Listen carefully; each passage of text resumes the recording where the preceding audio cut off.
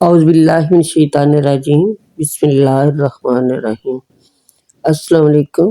Viewers, امید کرتی ہوں آپ سب خیریت سے ہوں گے۔ تو ناظرین، آج ہم بات کریں گے بے نمازی کے انجام پر۔ نماز جو کہ مسلمانوں کے لیے سب سے پہلا فرض ہے، مگر بدقسمتی اور افسوس کی بات ہے کہ ہماری اکثریت بے نمازی ہے۔ شاید یہی وجہ ہے کہ ہمیں طرح طرح کی پریشانیوں کا سامنا ہے کہ کوئی قرضہ دار ہے، کوئی بیمار ہے،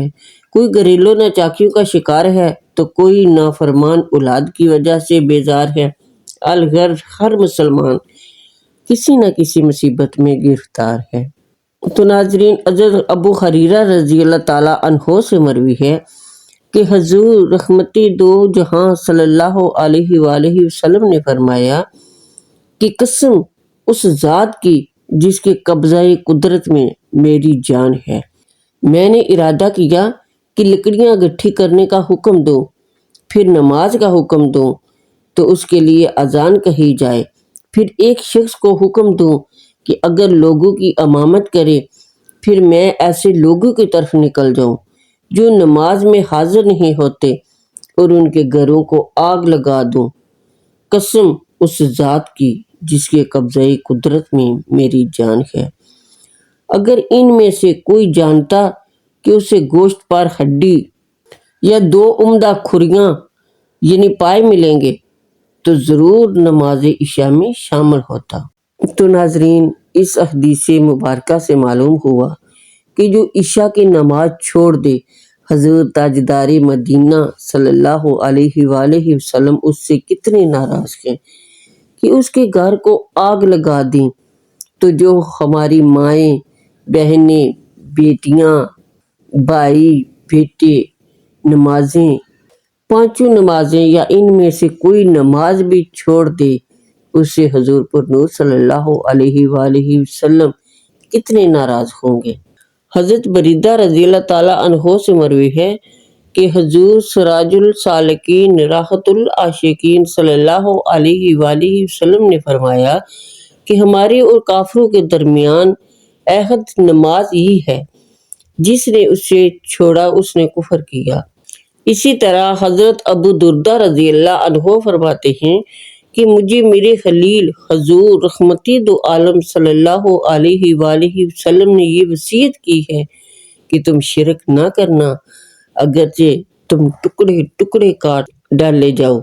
اگرچہ تم جلا دیے جاؤ، اور جان بوجھ کر فرض نماز کو نہ چھوڑنا،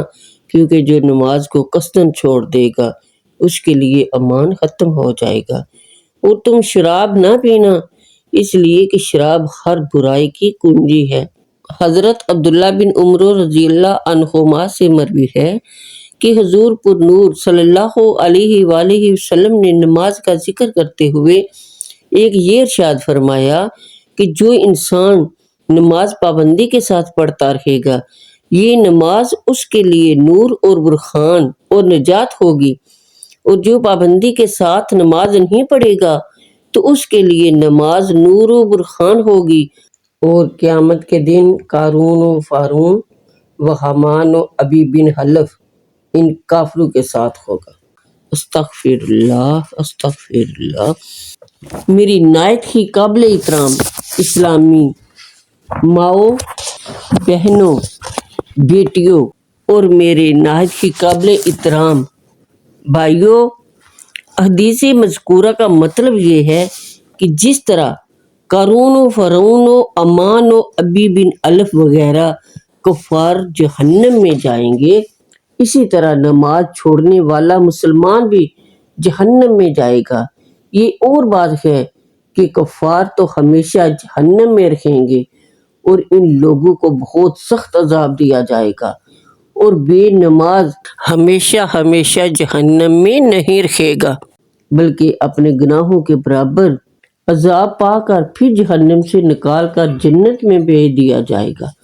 اور بے نمازی کو کفار کے مقابلے میں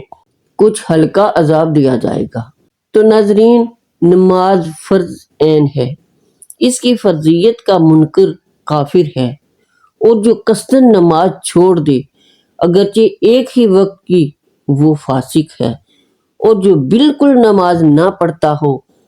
قاضی الاسلام اس کو قید کر دے گا یہاں تک کہ توبہ کرے اور نماز پڑھنے لگے۔ بلکہ حضرت امام مالک کو شافعی اور احمد رضی اللہ عنہ کے نزدیک سلطان اسلام کو یہ حکم ہے کہ وہ بالکل نماز نہ پڑھنے والے کو قتل کر دے۔ وما علینا الا البلاغ